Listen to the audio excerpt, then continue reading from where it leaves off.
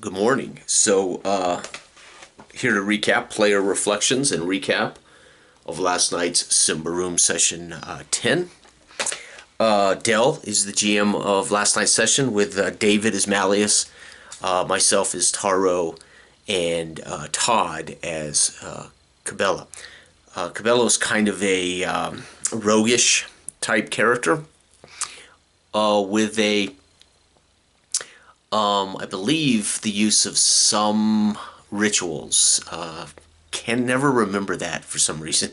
He might have some spells or rituals. I can't remember. Malleus and I are both basically warriors of some ilk, right? Okay. Malleus has a couple of actual special abilities as a warrior. My character, all of my level ups have gone into attribute scores, so I don't have any special abilities other than the one that comes with my character build, which was contacts, which also David, I believe, has, and I think Cabello has contacts as well. Okay, so this was quick. This is like an hour and a half. This was typical of Dell, right? And by the way, happy birthday, Dell, as he has now caught me at 53. I turned 53 last week or week before, and Dell and I share the same month here, so congratulations, happy birthday. You made it to 53. Hopefully you can make it to 55, 56, whatever it takes to get our role-playing game book out. Hopefully I can get there too. There are days I feel like an old man. I don't know if I'm going to get there. Okay, so what can I say about Dell's games other than you have no choice but to enter Dell's imagination. You have no choice but to survive Dell's imaginings. Again, he paints a vivid picture of the situation, of the surroundings. He moves rather interestingly through time and space, continuing to how do I say this? Continuing to I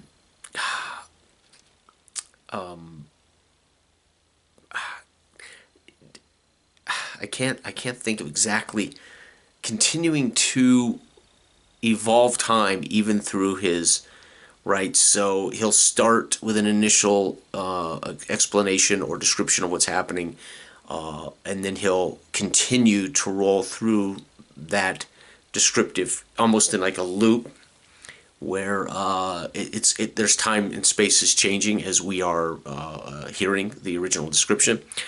Sometimes this can be very cool, as you feel it definitely creates a sense that you are there, and you can't. There's no real way out of it, so to speak.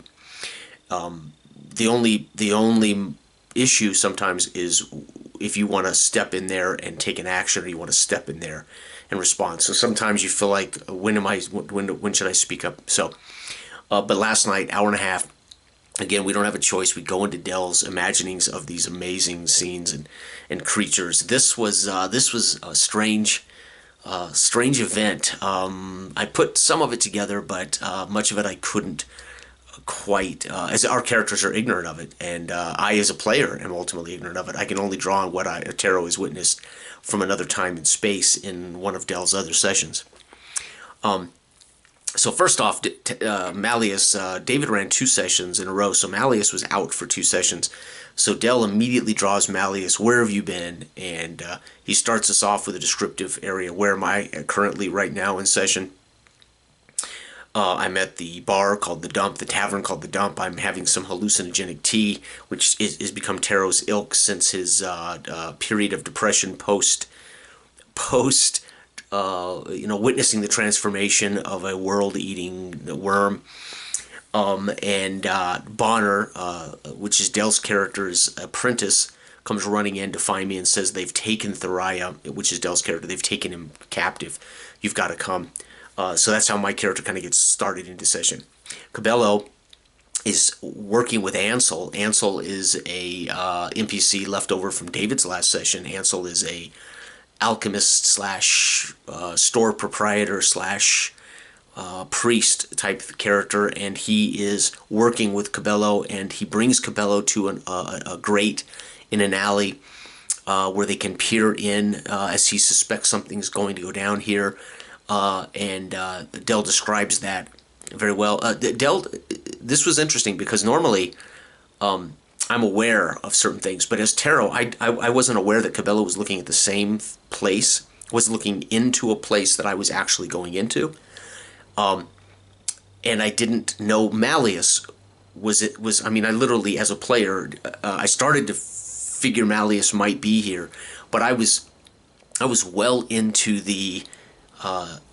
Anyway, the boy brings me to this place where Thariah, his master, was taken hostage by these creatures, and clouds of gas and smoke, and inside almost a basement of another place. Cabello is spying through this grate as to what's happening, and then he describes to Malleus what had occurred to get him in this situation. Malleus had been having a tryst with a lady. Her husband caught up with them, killed the maid that ratted him out in front of them, and then some creature, before he passed out from being accosted by the Lord, and his two goons held him. They see you're able to put two and two together that he knew Malleus was there with his wife because the maid ratted him out. He then turns to the maid and says, "Thank you, you've done everything you could do for me," and he kills her. This creature steps up and cuts the eyes out of her in front of Malleus before Malleus passes out. So Malleus kind of has an idea of what creature's been that we had been in pursuit of in one of David's sessions. So Dell's done an interesting job of tying some of our other information together. Now, I don't know if Dell communicates with David as to what some of that is, or if Dell's just like, "Hey, dude, you haven't defined it yet, so I'm defining it." So it's cool, right? We're sharing this world. So if David hasn't put restrictions on it and just leaves it kind of open, Dell grabs it and says, "This creature that's been cutting the eyes out, here you go, Malleus. You've now witnessed it to this dying maid." He's taken captive. He wakes Malleus up. Malleus is strung up in some kind of bizarre ritualistic dungeon in the underground. There's a teeming mass of things going on. There's a snake-like creature. There's this plantier, ephemeral, magical ball of eyeballs. There is some large troll pushing a block around behind him, and Malleus is strung up. He's got veins that's entered his arms in which he's slowly, obviously, sucking his life force out, so to speak. Bonner leads me to this location, this door. I stop before we go in because Bonner's a kid and he's very, as Adele describes him, is very erratic and scared. So I tried to use persuasion before we entered to kind of get a grip on him. I gave him my dagger. I only have two weapons available. No armor. My pike was destroyed. My armor was destroyed, and because Dell dropped us in here kind of in a media res, I didn't feel it was appropriate for me to take a scene to get my pole arm fixed and my armor fixed, so I had just my sword and my dagger. I attempted to empower this kid, kind of shake him out of it, and gave him my dagger and said, "Listen, we're going to go rescue Thariah." So I'm literally going into a place that I think is about Thariah, right? And I honestly believe it's me, Bonner, and I'm going into a place. At this point, I have no idea Malleus is there, and that Cabello's watching from the alleyway down into this dungeon, watching on the presiding over it in a way, witnessing it. We get inside, and I realize now, as we get to the stairwell down, and the boy, I couldn't really rally the boy, so I said, "You know what?"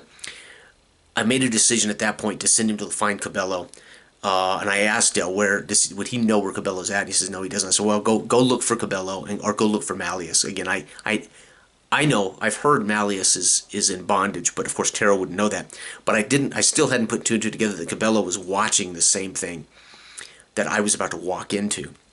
So it was very well done in the fact that he gave us all the information, but I in such a way that I was somewhat, it was somewhat vague enough that I didn't as a player know it until I came into the chamber.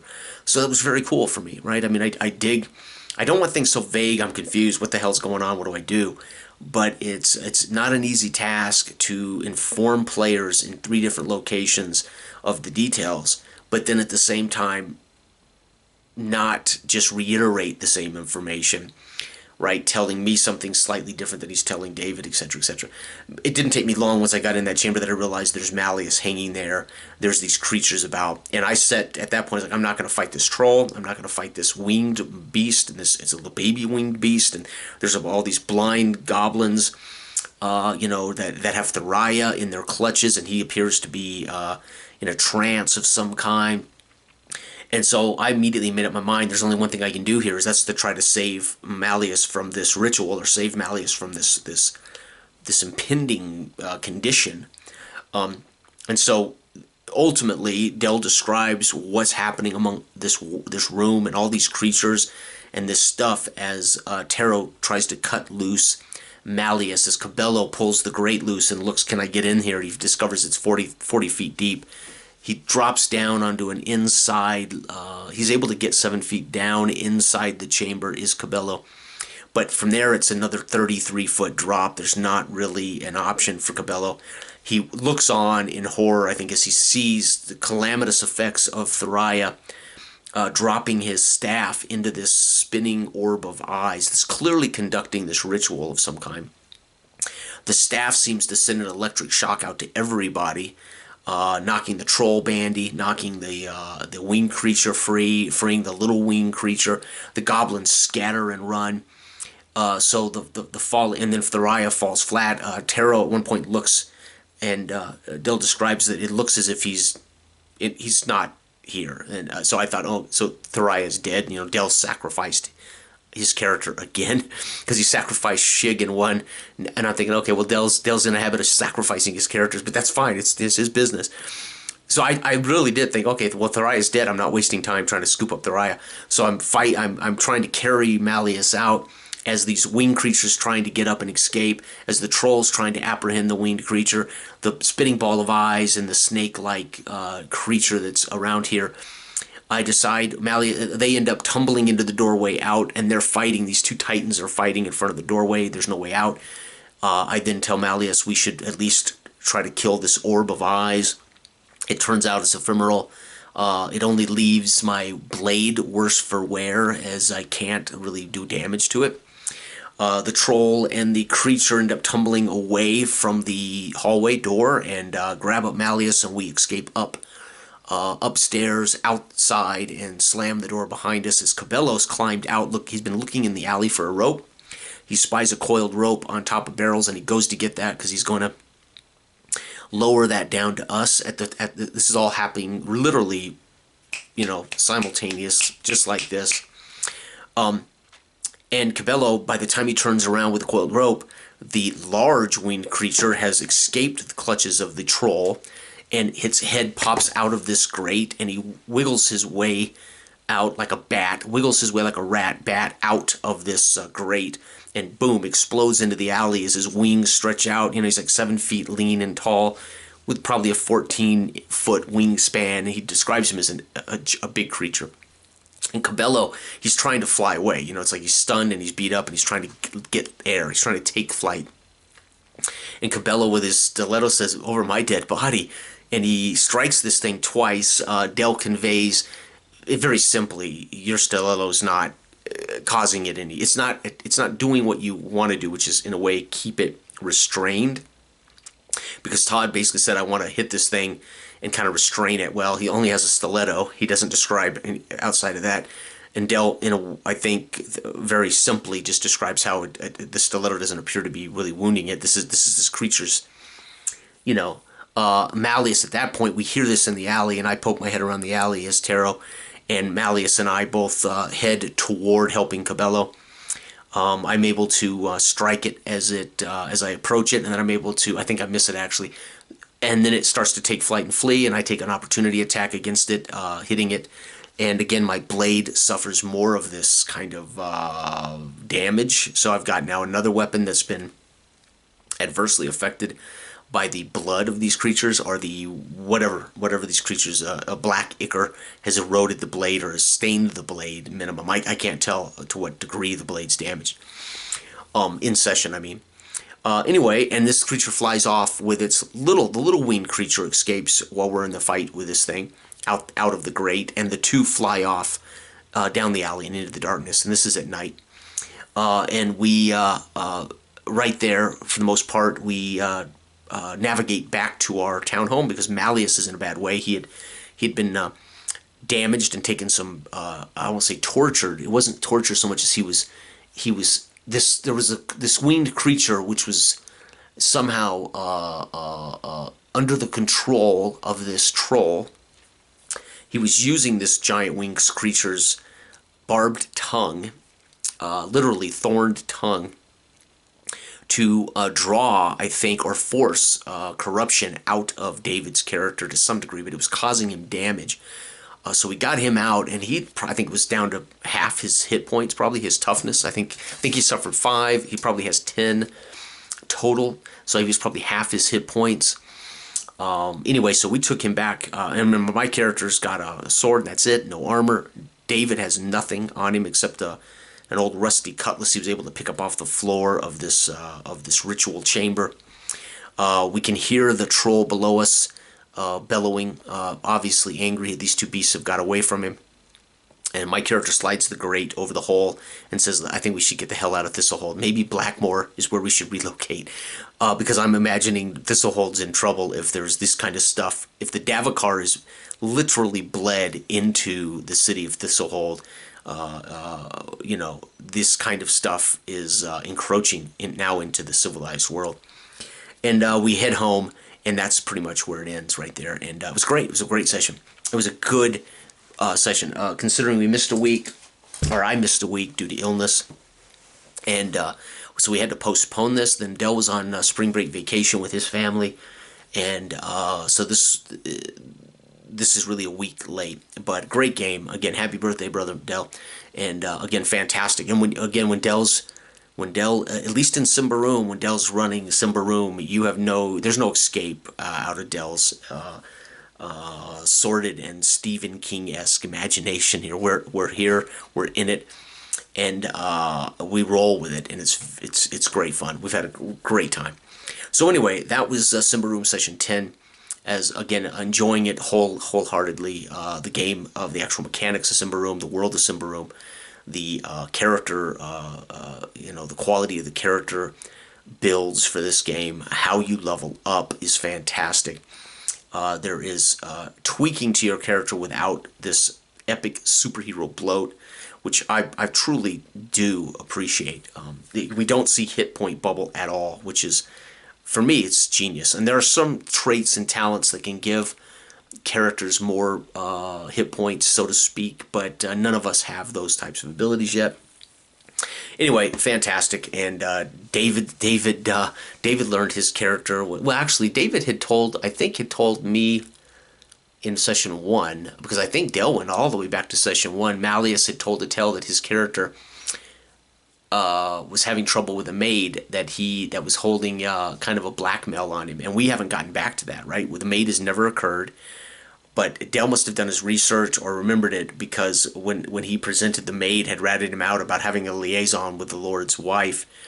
It totally made sense. It came full circle back to the very beginning when David said his character was a bit of a rascal, and a maid was extorting money from him. And we never got back to that situation because we weren't in Thistlehold for many, many sessions. Then we were in Thistlehold, as we have been, forbade the opportunity to explore the Davokar legally. We have lost our legal rights to go into the Davokar due to our relationship with a Rigel who was cheating the Queen, so to speak, cheating Thistlehold of its taxes with forged information, etc. So it's all been this amazing little campaign, and Dell's done a great job at tying some of this. David has done a great job of providing these NPCs that become parts of our sessions. It has been fantastic, and I'm okay with that, right? I'm okay with there being again Dell going back to that and bringing it full circle, tying that loose end directly together for why Malleus has been missing, and on top of that, putting Malleus starting Malleus in this session in media res as a prisoner, being, and for the lack of a better word, a victim. He's going to, if we don't get him out of that situation, or we don't arrest that ritual, Malleus only has a handful In just 2 hits, he's down to half his toughness, and there's not a whole lot he can do about it. So it's a pretty oppressive style in a way, but not in a player agency way. This isn't like it's the sense of the situations he puts us in that are live, and that they are. This isn't a sense that we're pausing and taking turns. This is a live kind of environment that's constantly being that Dell is constantly describing and defining. There are times he asked us to make some rolls. I think I prompted 1 or 2 rolls, but for the most part, he asked us to make checks, and he asked us to make the rolls for the creatures that were in a battle, because again, he's not supposed to roll dice in Symbaroum. We are supposed to roll everything, so he just asked us to make a couple of rolls for the creature battling the troll. And what was cool is there was clearly these 2 pieces of this supernatural creatures that were working together, and they were using other creatures as a form of tool. And when they got zapped by Tharia's electric bolt from his staff in a last feeble effort by Tharia, and it knocked everybody bandy, we then see the troll is not in cahoots with the beast. He's using the beast as a power to elicit corruption from David to fuel something, right? And Dell never says any of this. You get it from his description, and I could be wrong. It doesn't matter if I'm wrong. That's what I'm perceiving. And he doesn't say, this is what's happening, guys. He just describes all the crap that's going on, and we may not ever know what's going on. But it is something that that he has a talent for that I just don't, and it's appreciated. It makes for a very immersive place for me as somebody who wants to play a first person perspective character in this thing, and it's something I'm not very good at. And I have my strengths. David has his strengths. I mean, we all do. We all put our thumbprint on these games. But this is something that Dell does very well, and it was great. And it was simple, and it was fast. I mean, we got it done in 1 hour and 40 minutes, I think. Actually, more like 1 hour and a half. We had a little bit of chat there at the end, maybe 10 minutes, kind of. But anyway, great session. And so we got Malleus out. We know now that there's a troll loose in the dungeons of Thistlehold. He obviously was attempting to do some ritual with some of the creature that completely fumbled. And Tharia, Cabello witnessed from the grate, looking down on the scene, that the goblins during this collapsed ritual drug Tharia's body away. So Cabello believes, or at least he shared with us to some degree, that Tharia might not be dead. They wouldn't have bothered to rescue his body if Tharia was dead. So at some point we're probably going to have to go try to rescue Tharia or something of some ilk. But it was great. Again, happy birthday. Great game again, guys. I really do enjoy this Tuesday, Wednesdays sessions. Anyway, hopefully we'll get John back to the game at some point. If not, no big deal. Hopefully John's going to run a Blade Runner session for us in a couple weeks. The new Free League Blade Runner game. At least a one-off. You know, I'm interested in trying them. I'm not necessarily interested in starting long-term campaigns in all these different games, but I always appreciate the opportunity to experience them and try them. And again, in a couple of weeks, if John wants to run us a simple one-off, he can do pre-made characters for us. We can all arm wrestle over which character we get and enjoy a little Blade Runner. It'll be cool. So everybody out there, have a great week, great weekend, and stay tuned. Bye-bye.